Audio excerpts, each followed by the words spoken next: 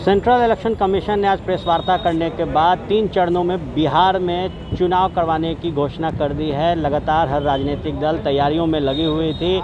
सरकार में जेडीयू, भाजपा और लोजपा है। इन लोगों की तैयारियां क्या है, जानना बेहद ज़रूरी है। हमारे साथ जेडीयू की प्रवक्ता डॉक्टर अंजुम आरा हैं।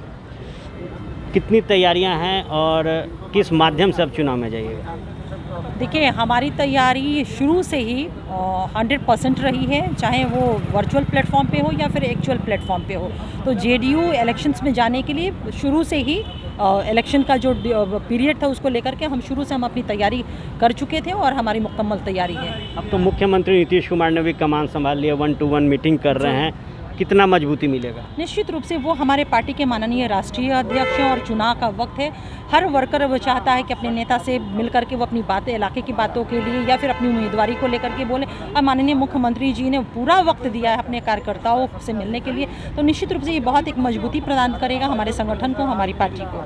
1 महीने का लगभग वक्त है। चिराग पासवान और लोजपा अभी भी नाराज़ है। हर मुद्दे पर नीतीश कुमार के खिलाफ टिप्पणी हो रही है, जेडीयू पर टिप्पणी हो रही है। आप लोग 15 साल बनाम 15 साल की बात कर रहे हैं।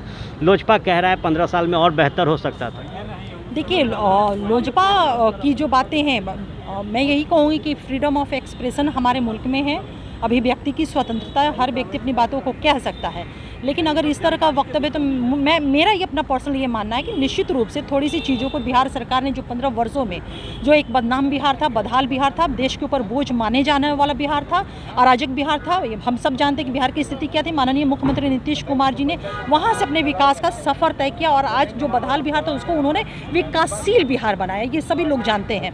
तो चिराग पासवान जी को ये समझना होगा इन सारी चीज़ों को कि क्या रहा है बिहार का इतिहास। निश्चित रूप से उस दौर में वो बिहार में नहीं थे, वो दिल्ली में रह रहे होंगे। तो इन चीज़ों को समझना होगा और वो समझ जाएंगे तो मुझे लगता है कि उनकी बातों पे, उनकी वाणी में ये विराम इस पॉइंट ऑफ व्यू से निश्चित रूप से लग जाएगा। चिराग पासवान मान जाएंगे? चुनाव के लिए अब बेहद कम समय है। तैयारियों में अगर एनडीए जाती है तो चिराग पासवान मान जाएंगे? देखिए, जहाँ तक एलजेपी का सवाल है ना, तो वो हमारा ये एलजेपी ने भी शुरू से कहा है कि हमारा अलायंस जेडीयू से नहीं है बल्कि हमारा अलायंस बीजेपी से है। हमारा भी यही मानना है कि हमारा अलायंस बीजेपी के साथ और इन बिटवीन बीजेपी और जेडीयू हमारा बहुत ही नेचुरल अलायंस है।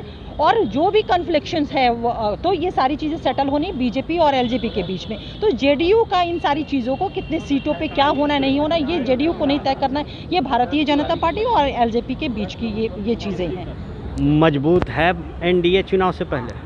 मजबूत, बहुत मजबूत है, इंटैक्ट है, चुनाव से पहले भी और चुनाव के बाद भी। और आप देखेंगे कि हम लोग जो 2010 का हमारा रिकॉर्ड था, उस रिकॉर्ड को बीट एनडीए इस बार निश्चित रूप से करेगी बिहार की जनता के आशीर्वाद से और नीतीश कुमार जी के कार्यों के आधार पर। तो निश्चित तौर पर इंटैक्ट है और मजबूत है एनडीए। जब चुनावी मैदान में एनडीए होगा तो 2010 में जो परिणाम हुए थे उससे बेहतर परिणाम एक बार फिर बिहार में एनडीए दिखाएगी। बने रहे आप फर्स्ट बिहार झारखंड के साथ। चुनावी साल में जब चुनाव की घोषणा हुई है तो हर बेहतर और सबसे पहली खबर फर्स्ट बिहार झारखंड पे आप तमाम दर्शकों को मिलते रहेगी। धन्यवाद।